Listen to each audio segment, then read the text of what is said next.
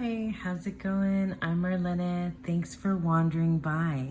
Welcome to my month gone by of October 2023. So in this video, I'm going to kind of recap everything that I got up to this particular month, specifically to do with my tarot and oracle practices, and a little bit of what I was watching and reading. So to start out with, I have a new journal, and this, I kind of abandoned my previous journal for the sake of just doing lots of writing. So I didn't do anything like decorative or cute or, artistic at all this month in October. October was a pretty emotionally draining month, especially at the beginning. So there was just, stuff going on in terms of my personal life and work life and things like that were just really taxing.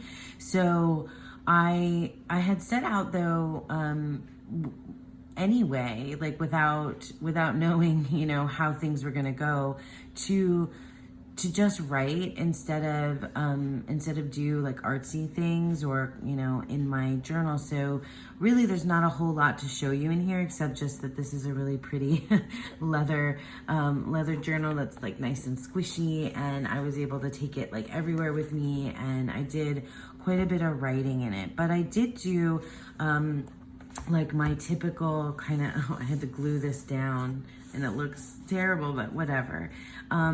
I did do like my typical setup, because I like to write down the things that I was working on, my practices, and then the things that I was reading and watching. So yeah, let me just, I'll go through my practices later, but just to tell you about the things that I was reading. So I'm still in and out of the book, The Mary Magdalene Revealed, and I talked about it last month. And it's one of those books that like I'm reading, but I'm taking my time with it, and I'm really enjoying it. But another book that I brought out is The Dragon Reborn. So this is the third book 3 in the Wheel of Time series by Robert Jordan. I read the Wheel of Time series years ago, probably a decade ago, if not longer. No, it must be longer because my daughter's 9. So it was definitely before she was born. Anyway, there's a Wheel of Time TV show that is, I think I might have talked about this already. I have lots of feelings about the Wheel of Time series that's on Amazon.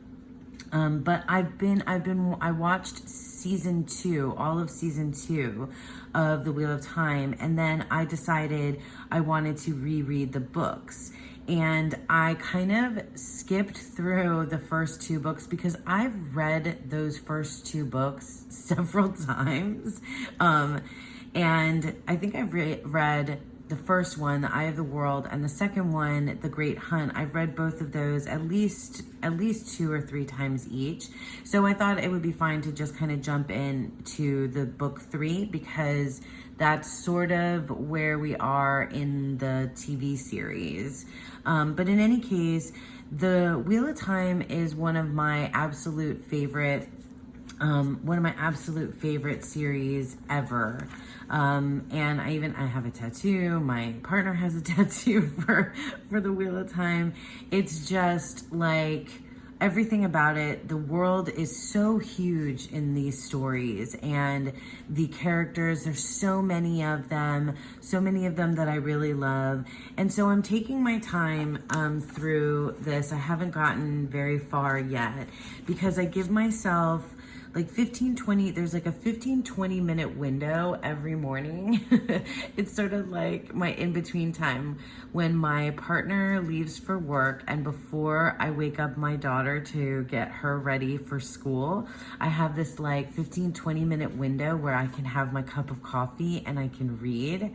And so I don't always do it because sometimes there's other things that need to get done in that 15-20 minute window.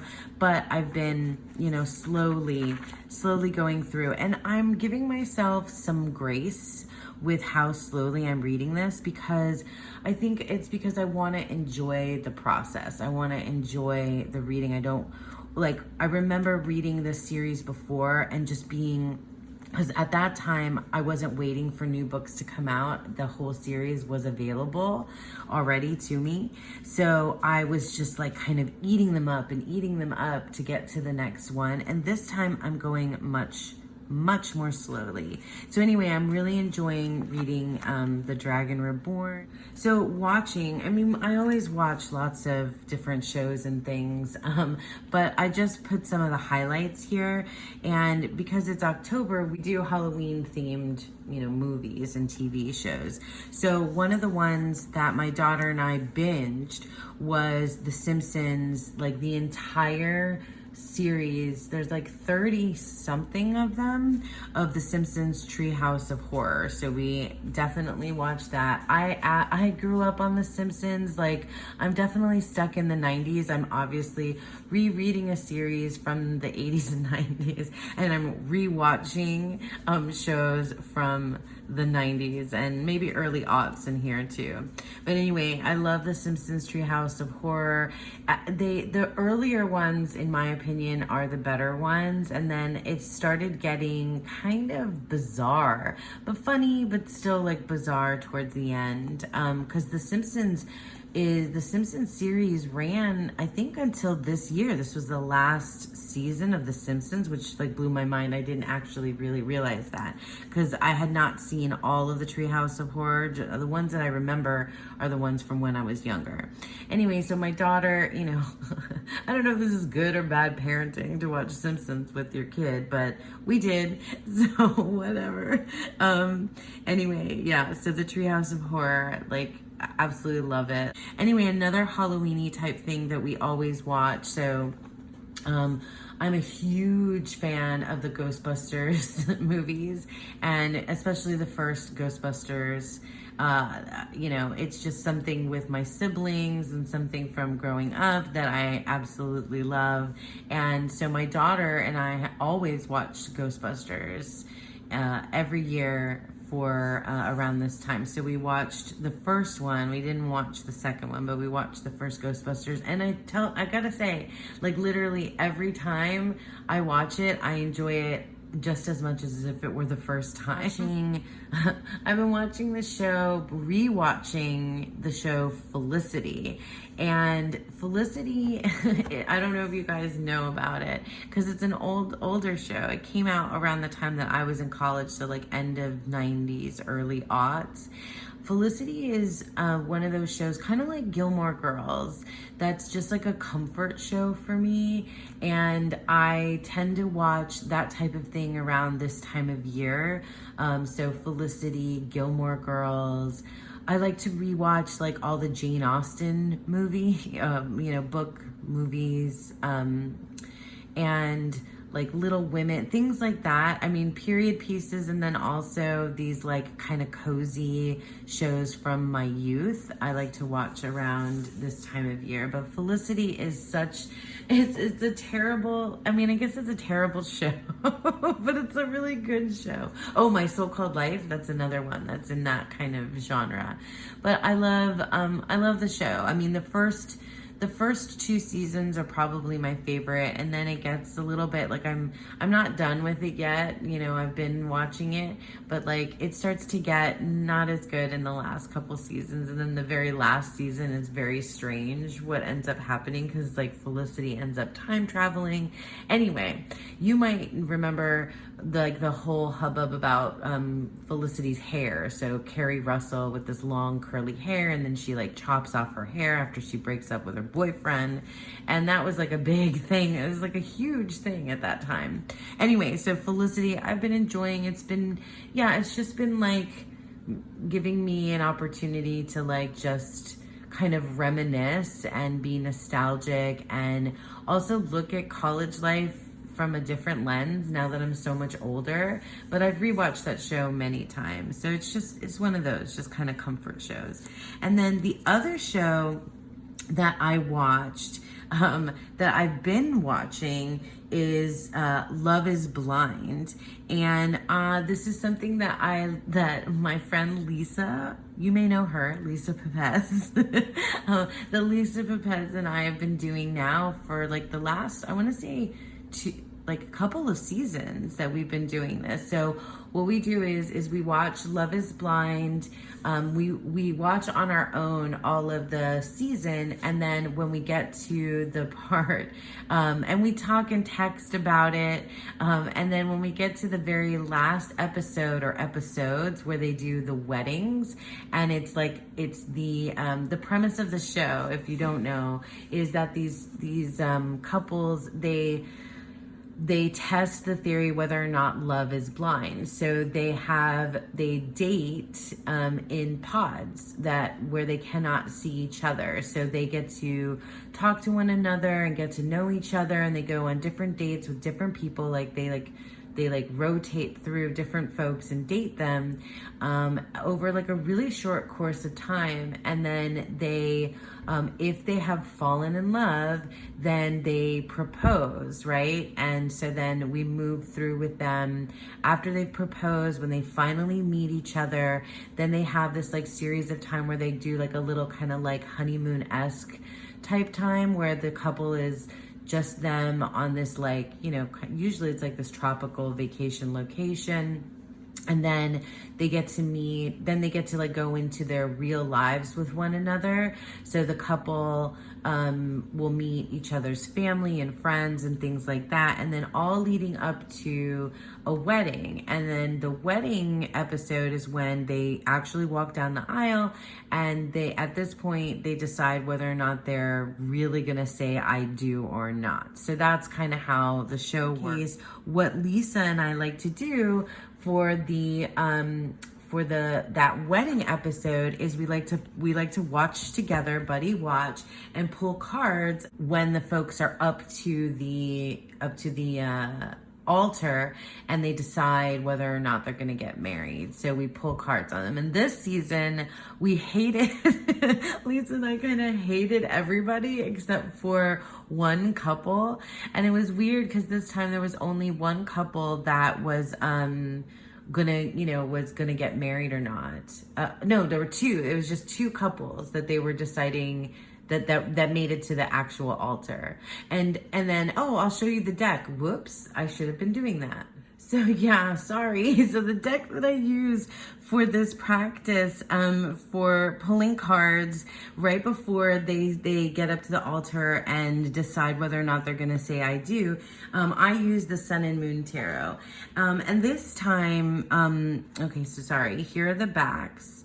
And this time, Lisa and I didn't, we do sometimes, we did before do like a Netflix kind of party watch, but this time we just were texting as we were watching. And I have to say that when we pull cards for this show, it's always so accurate. It's always so accurate. And I love that exchange when we pull cards and she tells me what cards she got and I tell her the cards that I got, and we kind of like ruminate over what, it all means, what it means for our couples.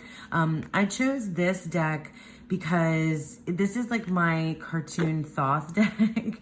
Although it's really funny because the Sun and Moon Tarot is a Thoth-inspired deck, but it definitely has a lot of Rider-Waite inspiration in here as well. I love these little characters, and it's like a people-y kind of deck to me, so that's why I felt like it was going to be appropriate. I don't know why, I just reached for it. I grabbed this one when we were doing our watch of the Love is Blind wedding episode. So that was fun. It's always fun to do that. And yeah, and we were right. We were definitely right. We were definitely right about the couples. I actually think Lisa probably even more so, even before we pulled cards. Lisa had such a good intuition about the couples that we watched. So yeah, so that's the Sun and Moon Tarot and the and Love is Blind season 5.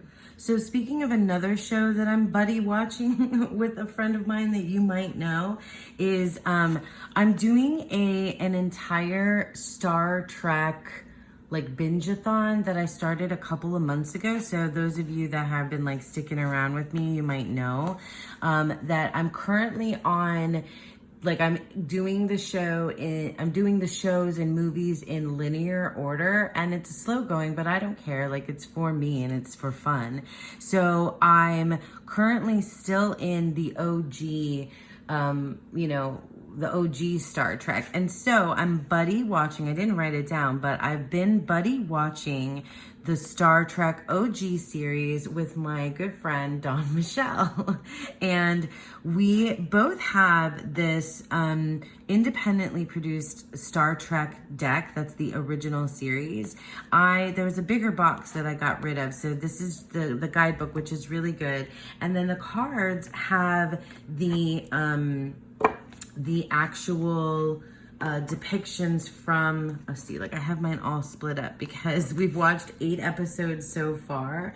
And because this was the very last one, the Page of Cups. So we watched episode 8 just the other day. And the deck itself is super cool, but when I first got it, I was like, I don't know if this is something that I'm gonna really, like, because I never really watched the OG Star Trek. I mean, I'd seen it, but I didn't love it as much as the other series, like The Next Generation, Voyager. Those are my 2 favorite. I didn't know if this was gonna be, a deck for me, but I've been really, really enjoying, both of us have. Like, what we've been saying is that it's just been really cool to talk about the episode and understand the choices that the creator made for the card, because they kind of they've taken a snapshot from the particular episode, and then that's the card, right? So you have the 3 of coins, and this is a depiction from the particular episode. And so these are ones we haven't seen yet. I have the other 8 I pulled out, but it's so cool. Like, we've been having such a blast. It's hilarious. I mean, the OG series is just, it's hilarious and also really good, it's from 1966, the original series. So there's just so much that, like, does this still hold up? And how does this compare to like our sci-fi, series of today? But we're just loving it. We're loving the characters. We're loving talking about the tarot and connection with it. So it's been super, super fun to watch Star Trek the OG, and then this is the Star Trek Tarot. And I'll leave a link, as always, to everything that I'm showing you down below. So that was what I've been reading and watching, and it sort of, crosses over into tarot, because I like to bring tarot into everything that I'm doing constantly. But another practice that I've already talked about and made a video about is the animal gnosis practice. And I'll link to the video, and I'll link to Tegan's channel and her Patreon, Cosmic Creeper, who has she does a lot of different things in her Patreon, but one of the practices is called animal gnosis.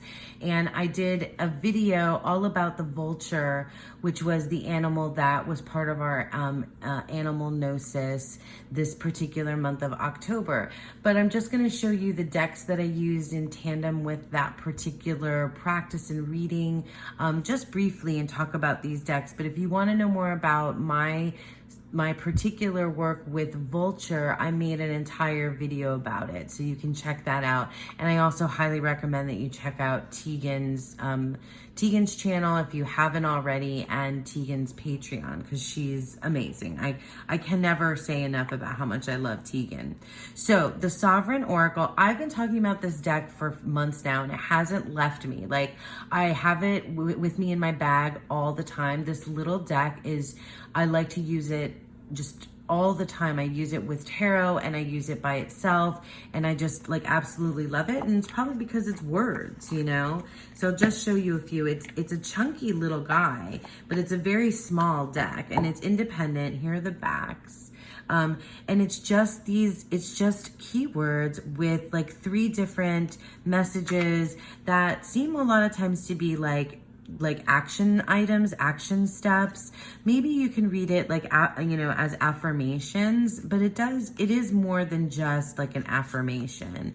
But in any case, I love, it's so versatile for me in my own practice. Like I use it to like transition from, my work day to coming home after work. I use it when I need like a boost before I have like a meeting or something.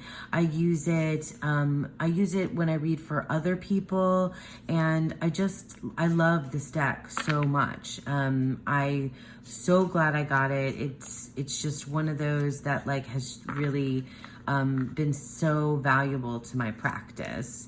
And then I used it in tandem with the Raven's Prophecy Tarot, which is one of my favorite decks. I've had this deck, for a little while, and this is one of the decks that I love to bring out, at this time of year, as a lot of us who have it do, because, it's Halloween colors, right? It's orange and black. But not to say that this is not a deck that you can't use, that I don't use year round. So it's probably going to be all mismatched. But this deck with its like close-ups and minimalist artwork, it's real deep. And I just love the symbolism of it. It's unexpected in places. It's also really brutal in other places. And I really adore this deck. I love how the minors have a very specific story. I'm probably saying the same things that I've said about this deck every time I take it out. But I used it with the Sovereign Oracle. So let me just put a few so you can see how they look. Basically I put cards up here, and then I put cards underneath it. Or you could do it the other way, put them below. I wonder how that, makes it feel. So Temper, Opportunity, and Liminal. And we have the 5 of Wands, the 6 of Swords, and the 5 of Cups. Oh, and this is our deck and card for the end here of October, Scorpio 1. Look at these ravens. Oh my gosh, so good. So that's the Sovereign Oracle and the Raven's Prophecy Tarot.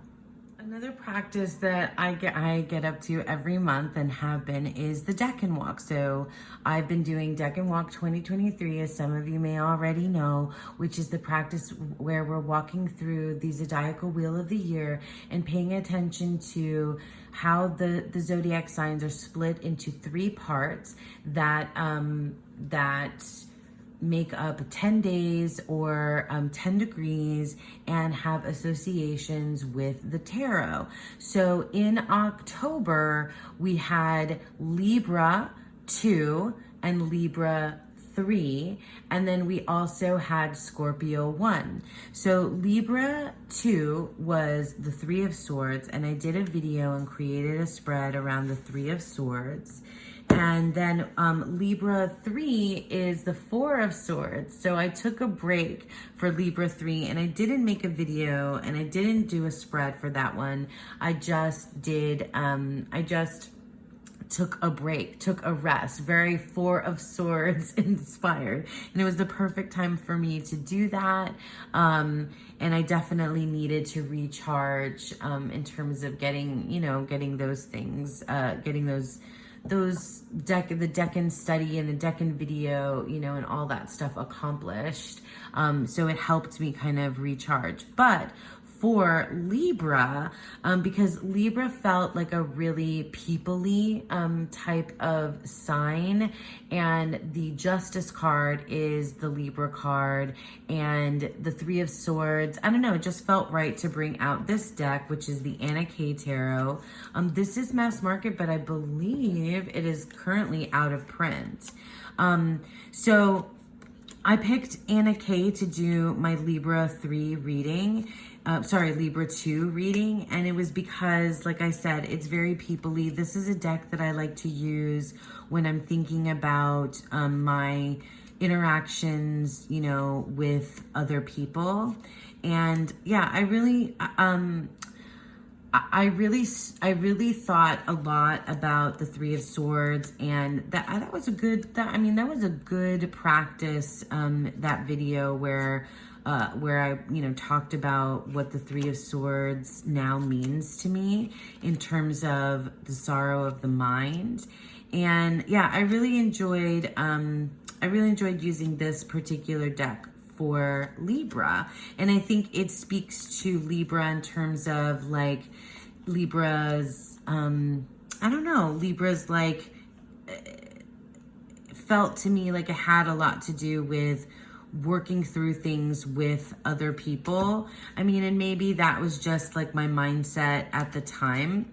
And that's why I reached for it, because I was thinking a lot about, you know, familial relationships and how I create and set up belief systems and values based on other people, and what I've learned from, you know, those around me and how I interact with those folks, as well as my own like what is what is mine, what is in my own mind, if that's making any sense to you guys.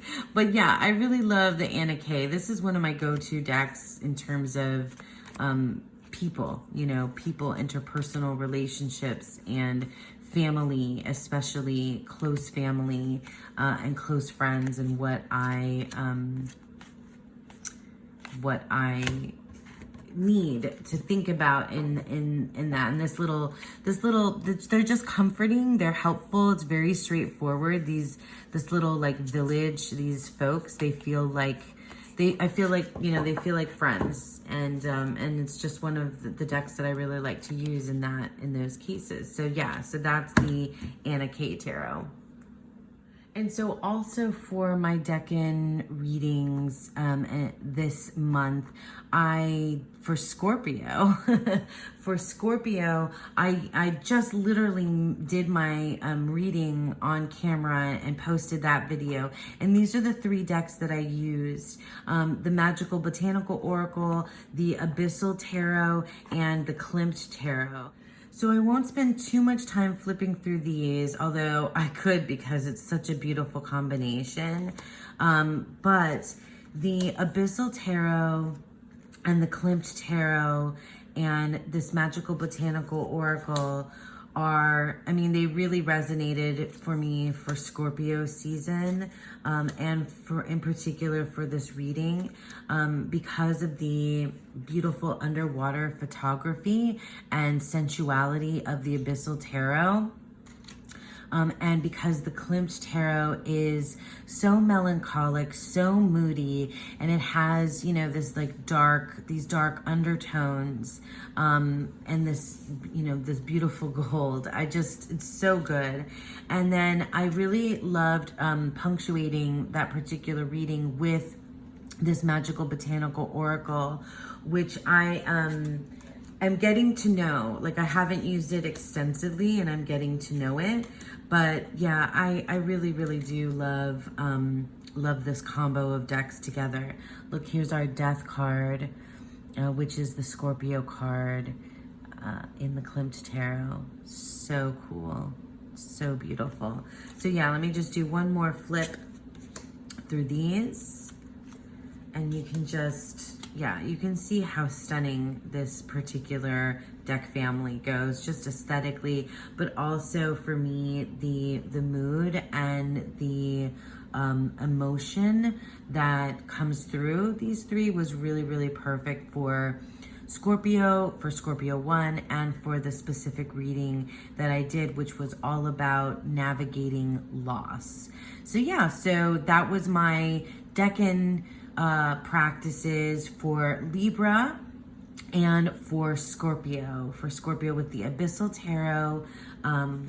Did I show you the backs? The Abyssal Tarot, the Magical Botanical Oracle, and the Klimt Tarot.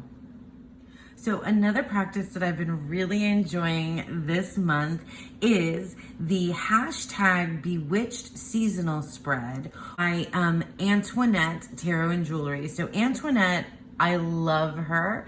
She is fantastic. I follow her both on Instagram and on TarotTube, and she's hilarious. She's a doll. She's like so funny, and I love her vlog style videos, and I love her month end videos. She's just got the my sense of humor and also I really love how informative and how she thinks about the tarot and divination and things witchy and stuff like that. So I'm a big fan of Antoinette. She's just a cool person. And so when she created this Bewitched seasonal spread, and I'll link to her videos down below, I knew that I wanted to do it. So she created this Wise Witch's House, and there's 13 different spread positions, but also in the Bewitched seasonal spread, there's a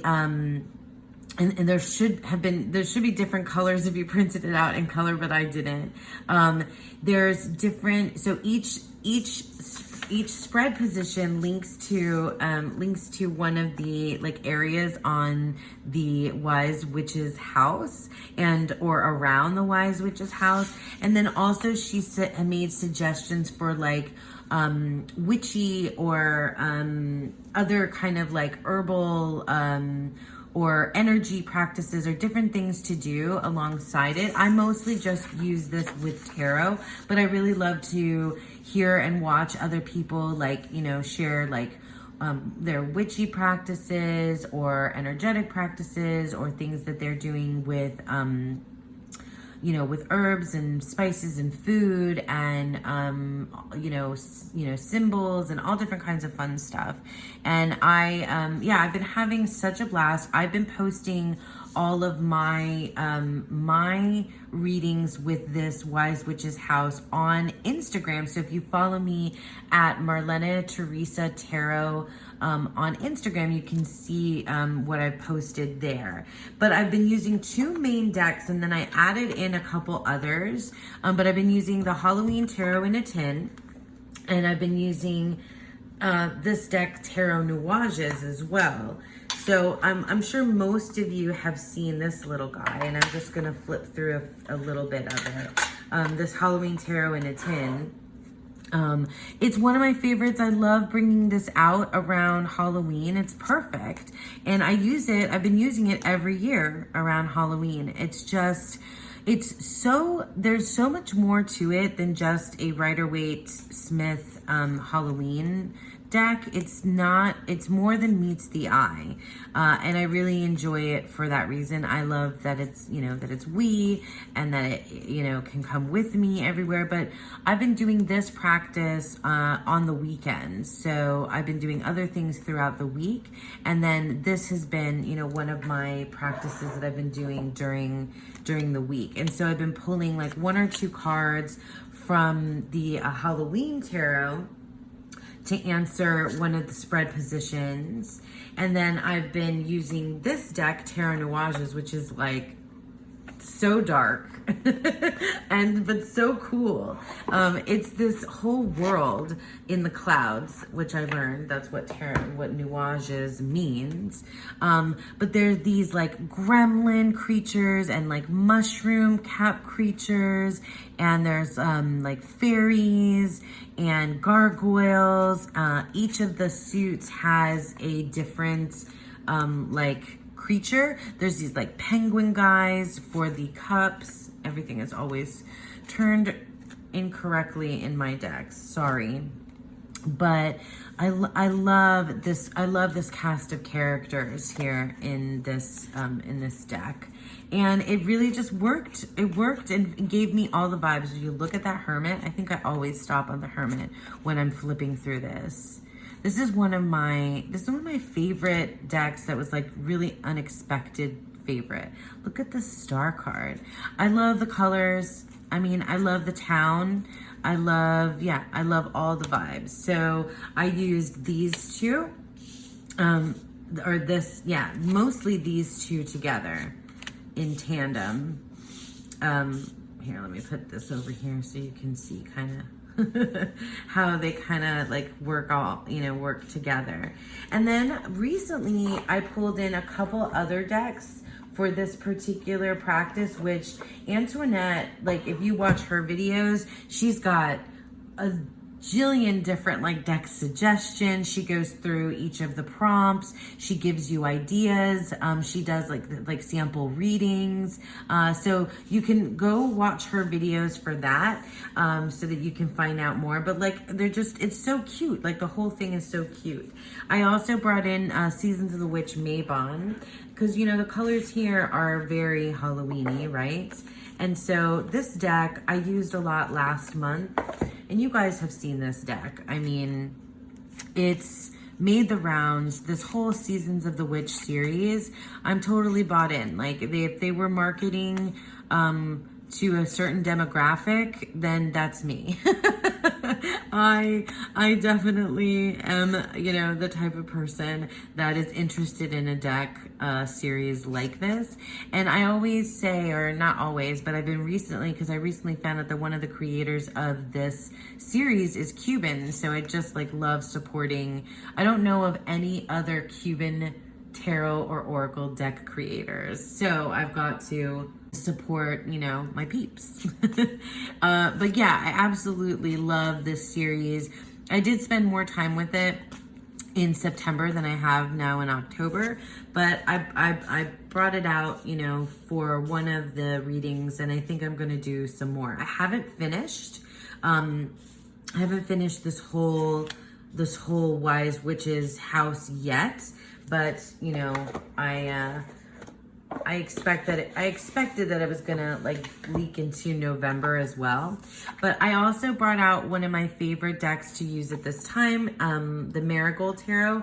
This is a deck that I spent I can't open this. That I spent lots of time with last year in October. So I didn't spend as much time with it this month in October. It's so good.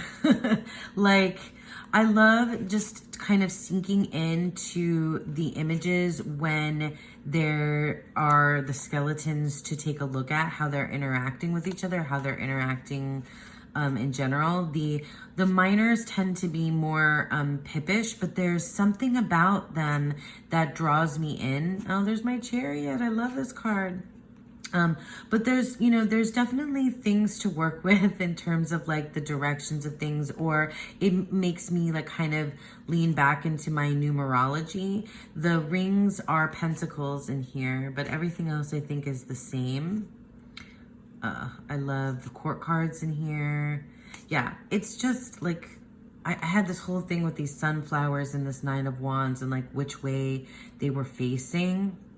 I don't know. I like to dig in. That's my jam. So yeah. So I grabbed this this deck as well. Here, let me put it on the fringes, and so you see how kind of everybody looks together. How about that? Yeah. So yeah. So these are the decks that I used for Antoinette's Bewitched seasonal spread. So that is the Halloween Tarot in a tin here. We have the Marigold Tarot, the Seasons of the Witch Mabon Oracle, and Tarot Nuages.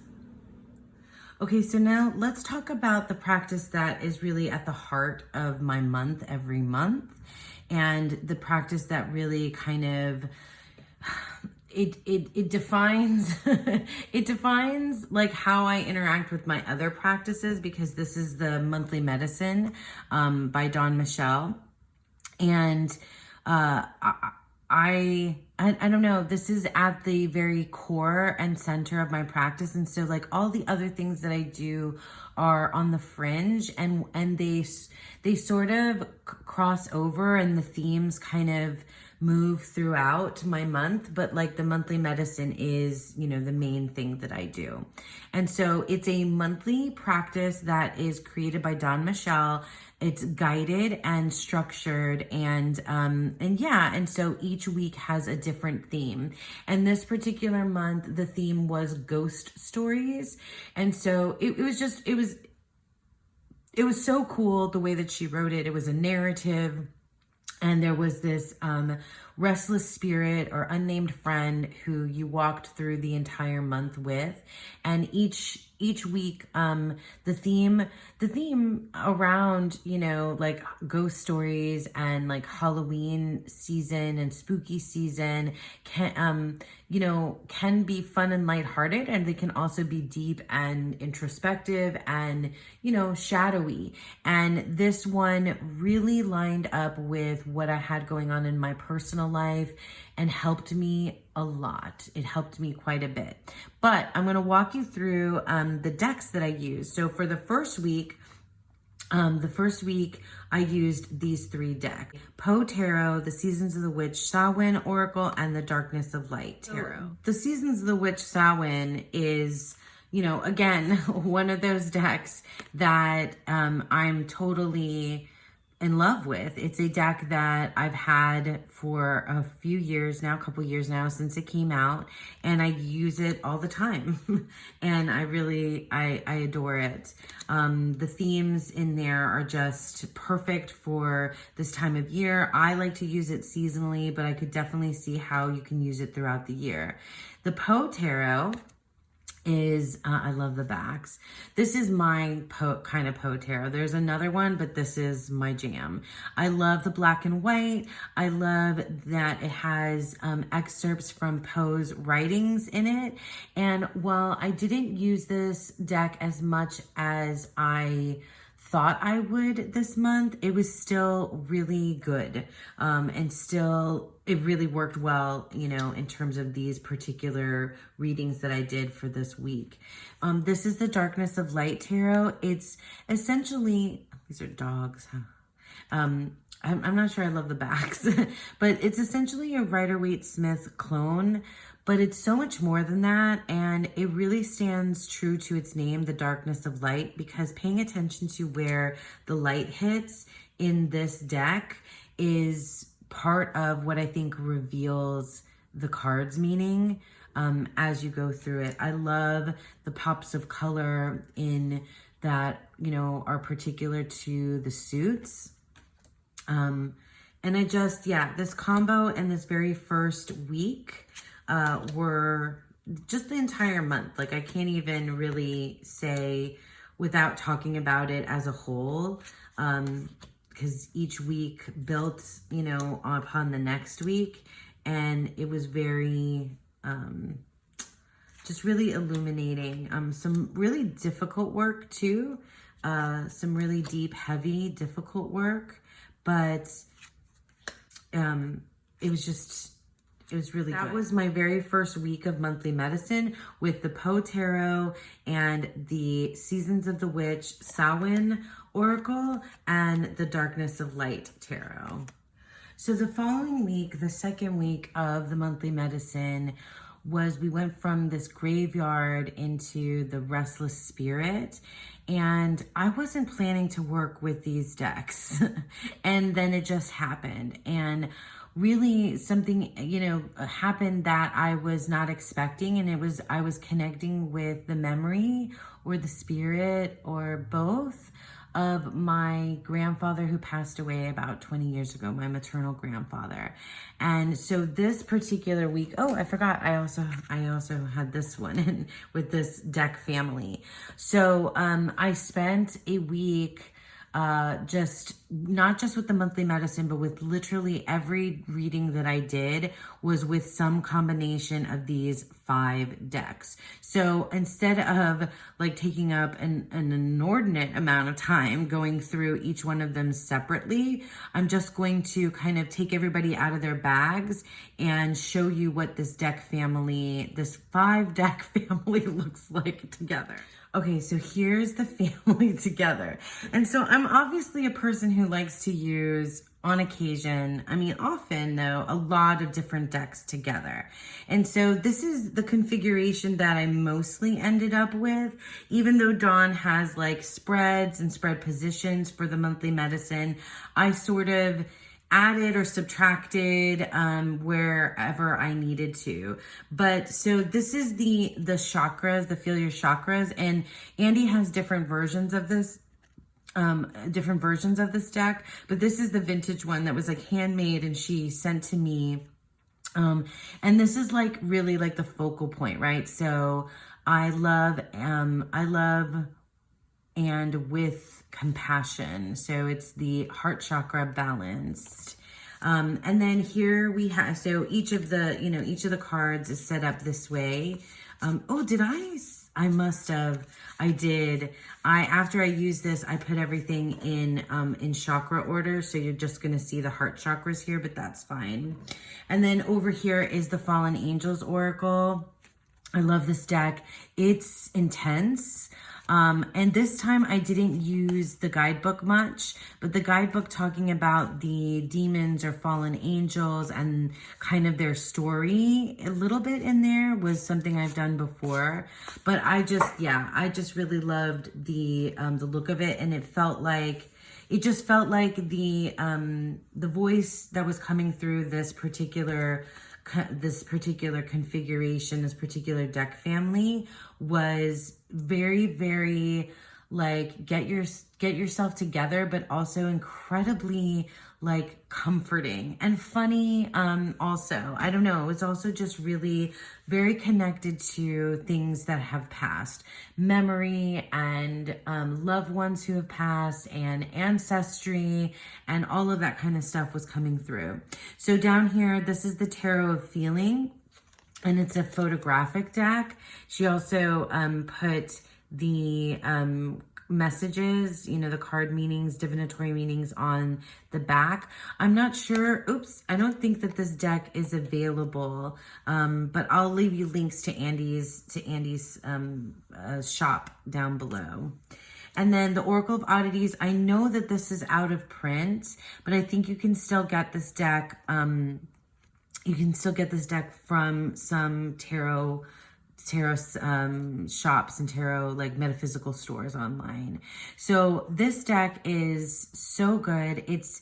I never connected with the Antique Anatomy, and I don't have her other deck, the Memento Mori, because this is my Claire Goodchild deck because of the keyword and the imagery that goes along with it. For me is like, look at this love card with these hands and this anatomical heart. It's just mind-blowingly beautiful. And then we have up here Dawn's Rusted Lenormand, which she sent to me. And I don't know Lenormand, but I'm slowly learning it, and I've been learning it through this particular practice. I'm not, I've just been learning what the cards mean, and I actually really love just the simplicity, but like the breadth that it covers with just this one idea, this one symbol of mountain or partner, or this is like your significator, the snake, the dog, the scissors. This is just the type of thing that I feel like is simple, but so like just so expansive is the word. It is really the word for it. But let me just show you a couple more examples of how, this whole deck family works together. So here we go. I love, but I can be codependent. That's when the heart chakra is overactive. Resolution with Valak. I think that's how you pronounce it. Then we have the Knight of Swords and Strength, Ego, and Mice, which is about, mice is about like kind of tearing away at things. Well, that's one of the meanings that I've come across. So let me just do one more. So I love myself, but neglect self-care. And then we have recuperation. That seems so perfect here. We have temperance, the King of Swords, stability. Wow, that's so cool. And the Tower. Like, do you guys like see how amazing? Yeah, I mean, this is for me what I get out of using multiple decks in one reading, is bringing in the tarot, but I also really like having these oracles around it, and now introducing this sort of very particular but very wide, like wide open ideas from the Lenormand is just really, really cool. So we have the Fallen Angels Oracle, the Feel Your Chakras Oracle, Dawn Michelle's Rusted Lenormand. We have the Tarot of Feeling from Andy. That's also from Andy, the Feel Your Chakras, and the Oracle of Oddities by Claire Goodchild. So the next week was, oh, I forget the name of it. If I remember, I'll put it up on the screen. But this week I used this in monthly medicine, but across all my different readings throughout the week. And this is a combo that I've used before, the Hayworth Tarot and the Reclaim Oracle. Now, you should definitely check out Dawn and Lisa's recent video about tarot in practice, where they talk about shadow work. It's brilliant, and I really love how they discuss shadow work. And the Reclaim Oracle was featured in that video as well, because it's one of those very pokey, very emotional shadow work type decks. The Hayworth Tarot is one of my favorite decks ever. It blows my mind every single time that I use it. And oh my gosh, I have it in order, don't I? I have it by, yep, I do. I have it separated by numbers, because I was doing a thing, because I've been like studying this deck. Because by the way, I was supposed to be doing a deck study with Lisa Pepez's membership is doing a deck study of the Tarot of Vampires, and I totally failed and didn't do that. I ended up really studying this deck for the month of October. And I have, yeah, maybe I'll just put them out since I have them here, by their particular number. It's just, this deck blows my mind because it gets you to think about the card in such a different way. Like, is this person in the Seven of Wands, are they fighting off those sticks? Or are they about to light, like spread the flame? It's one of those things, that I think about.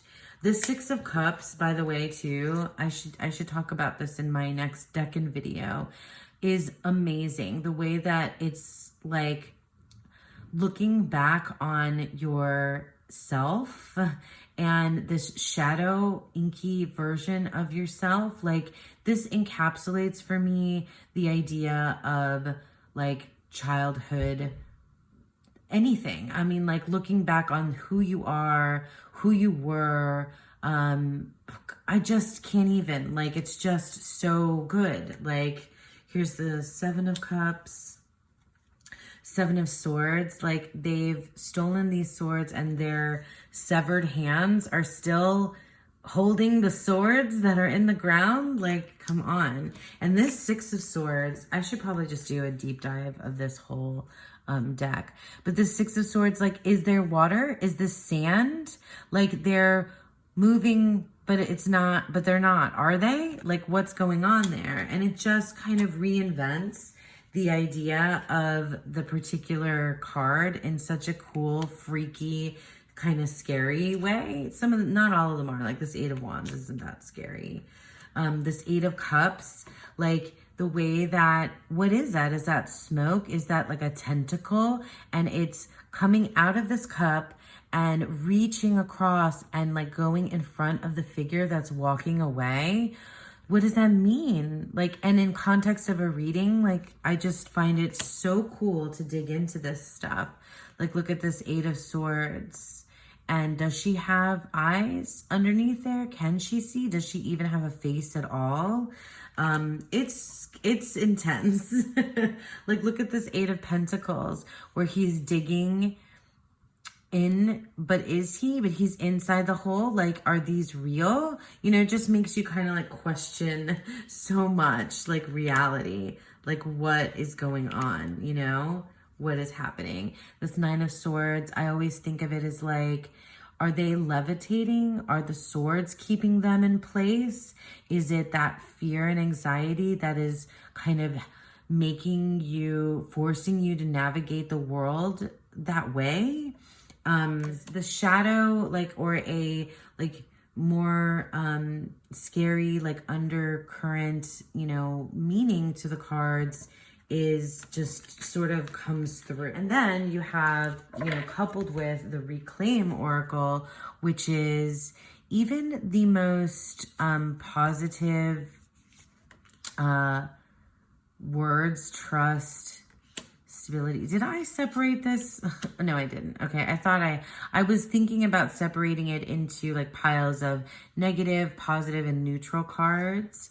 But like even the most neutral or positive leaning words that have a positive connotation, they still feel like haunting to me. Like there's this very like validation, like this still makes me sad in a way.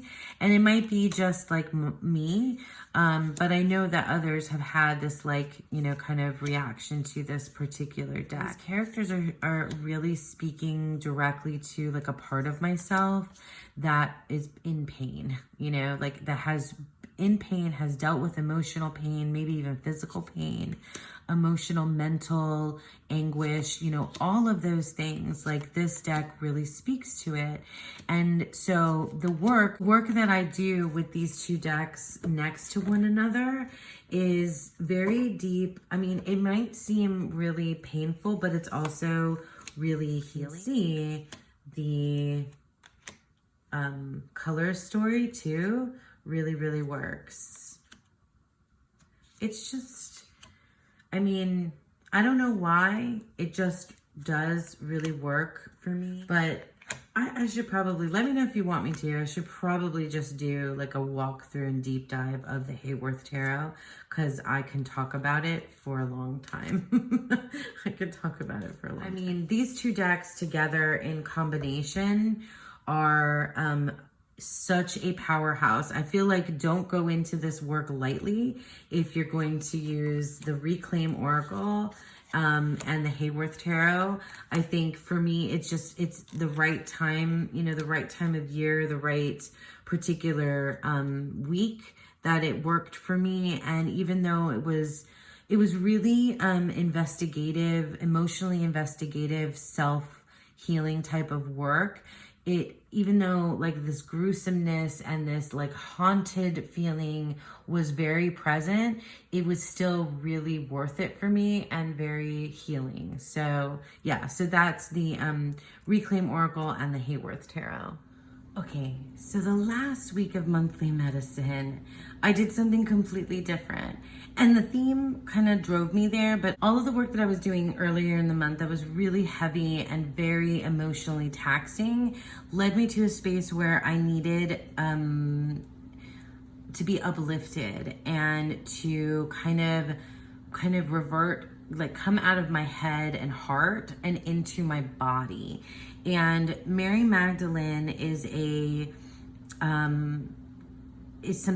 Mary Magdalene is somebody, some deity, a goddess, an entity, a idea, a concept, a million things. Mary Magdalene is something that I've been working with for a while. And she represents embodiment to me. If there's one word that I can use for the Magdalene, it's embodiment and love. Embodiment and love are two of the words that really resonate for me with the Magdalene. So I got this deck, the Mary Magdalene Oracle, as I was reading, and I edged mine in this like mustard yellow that makes it look gold. I've been working with this deck as I've been reading the Mary Magdalene Revealed book. And I wasn't sure if this was a deck that was going to work for me, but then I was gifted, because this deck is everywhere, the Goddess of Love Tarot. I was gifted this deck from my friend Dawn Michelle, because she's amazing. This deck I've seen everywhere. Christine was talking about it, Honey Lou, and just everywhere, all over TarotTube. And I feel like it's just so neat to me that a deck like this just resonates for so many different people, different ages, different genders, different folks. But like the Goddess of Love, it's just, I mean, it's great too, because it's so beautiful and it's very affordable. And for me, this just ties in perfectly with the Magdalene. This deck feels, even though it has lots of goddess energy in it, and it's all the majors speak to more specific goddesses, including Mary Magdalene. You know, it speaks to different goddesses, but it's, to me, this, because of the red and the roses, and it speaks with the voice of what I feel is Mary Magdalene to me. And this particular week, I needed her. I needed her to feel embodied. I needed her to help me understand like my place in a lot of these things. The theme that Dawn Michelle had for this week was this restless spirit. You were tending to your garden, and it was the morning flowers. It had to do with flowers. And so at this point, the restless spirit is now helping you kind of heal. And that's what the growth, right? The growth part with the flowers.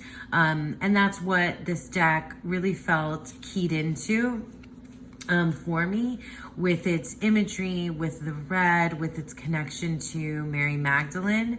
And so yeah, I don't know that this is like going to end up being about the erotic divine feminine for me, which is what it is. I mean, it was created kind of as, but it really speaks, I mean, it does speak to eroticism, it does speak to the body, and it does speak to love and the divine. So maybe it is all of those things kind of put together for me, because Mary Magdalene represents the erotic divine feminine for me as well. And yeah, so all of those things. And also I brought in the Asherah Tarot, which is this small mini-sized deck. I edged mine in all these different blues and purples and pinks. And this deck was just sort of like a bonus. I put it together in some of the readings as sort of like a bonus, but it was like little and so mighty. I don't know, like this is a very busy deck, and the others are, I mean, they're collage style decks, so they're a little bit busy, but they're more minimalist than this like very, very full. I mean, like every square inch of this, is taken up by design and color. So it really kind of punctuated the readings. Oh my God, this universe card is so good. So good in one of my readings. And yeah, and they just really worked well together. Let me show you how they look. So here's how this deck family ended up looking with each other, and just the brightness, like the way that it came together in this particular week. Oh, did I show you the backs? I'll show you the backs of everything when I'm flipping it over. But yeah, like this absolutely made sense to me, and it just made me feel like there was something very fruitful and necessary for the work that I was doing, and that I was going to I don't know, that I was growing, that things were working out. This is the Magdalene card. The Temperance card is Mary Magdalene. I love it so much. I love it so much. But what was I saying? Yeah, I was saying that like this, like the fruition, the flowers, the fruitfulness, the growth, the expansion, the love, the spirit of, you know, of what I've been working through all month really felt realized here. Look at this unicorn in the Three of Wands. This deck is so good. There's a reason why you're seeing it everywhere. There's a reason why you're seeing this deck everywhere. This Goddess of Love, because it's affordable, it's mass market, it's beautiful, and I think it speaks to so many different types of people. And it just, yeah, I think that there's a reason why it's just really good. Look at this High Priestess from the Asherah Tarot. Like, is that not beautiful? I love this. Is it a snake or is it like a vine wrapping through? And she's holding, oh, this is Thoth inspired. So she's got the bow and arrow here in her lap. I adore this deck. I didn't think that I was going to. I hadn't really used it. And through this month, I sort of fell in love with the Asherah Tarot, especially this little baby version. Presence. So let me see. Okay. So presence. I exist intensely. I call myself back from all times and all places. Then we have the Five of Cups, which is the deck and card that's right now, here at the end of October. We have the Crone of Pentacles. Whoa. So that would be the King of Pentacles. Yeah. My gosh, if there's ever a card that exists intensely, it's the Crone of Pentacles. We have the Six of Swords and the Death card. Oh, we've got 2 Scorpio cards here. Amazing. And the Six of Swords. All right, yeah. So I'm going to leave you guys on that note with this particular month, or with this particular week. We had the Goddess of Love Tarot, the Mary Magdalene Oracle, and the Asherah Tarot. All right, everybody, so that's it. That is my month gone by of October 2023. I thank you so much for sticking around with me, and I hope that you all have a beautiful, wonderful day.